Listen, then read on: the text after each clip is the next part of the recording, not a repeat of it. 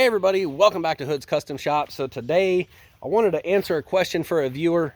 He wanted to know what was the point in moving the sawmill. Well, not exactly sure the context of that question. He said something about, is it because of the sun, the wind, rain? I don't know. Part of it is because of the wind, but the main reason is because basically I'm moving the sawmill pretty much back the way I had it before.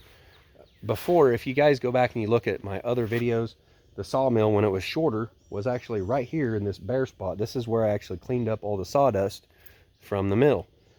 So when I got back from the meetup, I just kind of backed it in here and unhooked so I can start using the log arch trailer, because it's kind of like my forklift. I don't have a forklift or a skid steer, so that's my material handling equipment right there.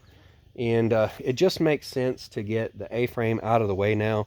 I have other, another use for that, another job for it, and I'll show you that or talk about it here in a minute. But I want to be able to back in to the mill with the log arch trailer and set logs on it while on level ground. So out here, the yard drops off down to the driveway, and that's a little bit of an issue with the mill setup over here. You're backing up a hill and you lose sight of the sawmill and the back end of the trailer.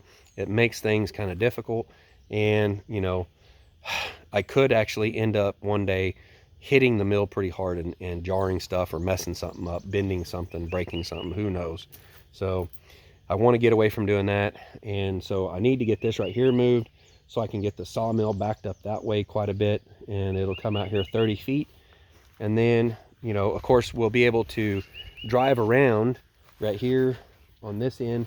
And this is sort of my driveway that goes back here to the level spot in the back of the yard, back there where I wanted to build a cabin, which, might happen someday. I don't know, but I need to get this stuff set up, right? And it just makes the most sense to have it set up right here. I can back logs straight into it, set them on there, mill them, and then I can have, if I have a customer had brought logs in or something, they can actually pull their pickup or trailer around over here, and as we cut right here, we can actually off bear and stack directly onto their trailer right here. So with the A-frame right here, this 20-foot A-frame, what I plan on doing with that is I actually want to build a pole barn right here.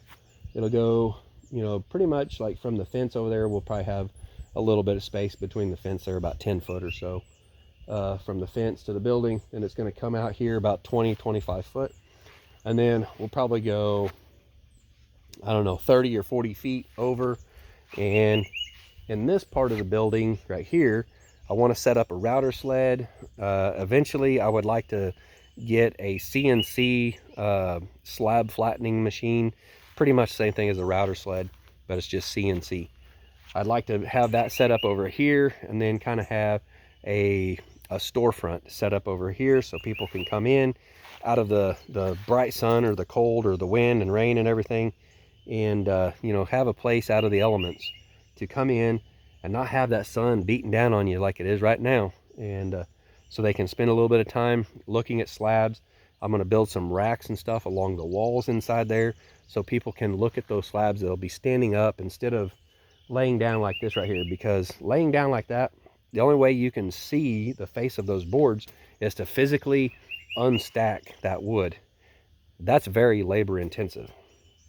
If I build racks to where each one of these slabs can be standing up against the wall and have a chain around them to where they can't fall out and hurt somebody, that's how it needs to be done. And that way you can kind of, move the board, you can look up and down it, you can see what it looks like, see the grain figure, and it's out of the elements, so it's not turning gray like this right here.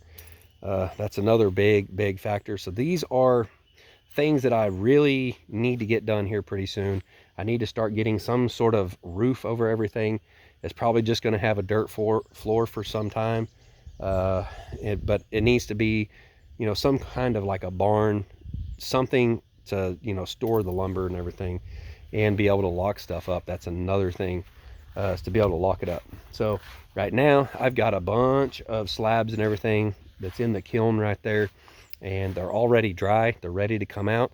I just can't take them out, because if I do, they're gonna be in the elements. So that is my major bottleneck right now, is getting stuff out of the kiln, getting more stuff into the kiln to dry. So yeah, that's why I need to get all this stuff done. And I don't want to set the mill up where it's at, because temporary will become permanent, and I don't want to do that. I want to get this stuff done now, before it becomes permanent. And you know, so this right here, all these logs are going to have to be moved and stacked elsewhere. Get the A-frame over here. Once I get the A-frame moved, I don't have to build the building right away, but I need to get the A-frame moved, because I can't get the mill in here the way I want it to be with the A-frame right here. It's just in the way, because the mill being 30 foot long, it's going to take, like this space right here where this leg is right here, the pickup's going to have to go right there. There's no other way around it. So the A-frame has to be moved, and in order to do that, I've got to move all those logs. So that's why I'm doing what I'm doing. Yesterday I didn't get to do anything. It rained all day yesterday. It was just this nasty drizzling rain off and on just throughout the whole day. So what did I do? I went into town and got some grocery shopping and stuff done, and paid a few bills, and that's about it. This right here, these are probably going to be some of the posts that I'll use in my little barn out here. It's just kind of going to be a pole barn, something very simple. And you know, all that wood over there, that pine, there's some 2x6s. You know, I was thinking about making picnic tables out of that, and now I'm not so sure if that's what I'm going to do. I should have already had that done, but other things happened. It caused me not to get that done, and so I didn't make picnic tables out of it. And then I've had probably 200 or 300 people want to buy those off of me, and I can't sell them to them because they have bugs in them. I cannot sell that pine to them because of the bark beetles, I think is what they're called. Kind of like a powder post beetle, but I think they call them bark beetles or pine beetles. They're in that stuff pretty bad, and I have yet to treat that stack yet. All this stuff over here and those stacks right there, I've already treated those with borax. Basically, well, you can probably see it. It's just one of those little pump up spray bottles that I got right there by the pressure washer. Put borax and warm water in there, kind of mix it around, and you spray your lumber with that to kill off those beetles. And all this out here still needs to be treated. All of this right here kind of needs to be treated. Yeah, problems, guys. Learning curve, big learning curve to running a sawmill. So many things that you got to learn.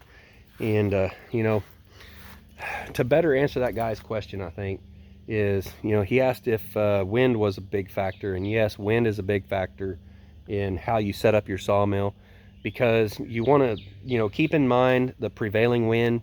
Like here, it's usually coming out of the west, either northwest or southwest. Summertime, it's a lot out of the south or the southwest. Wintertime, we get a lot coming out of the north and northwest.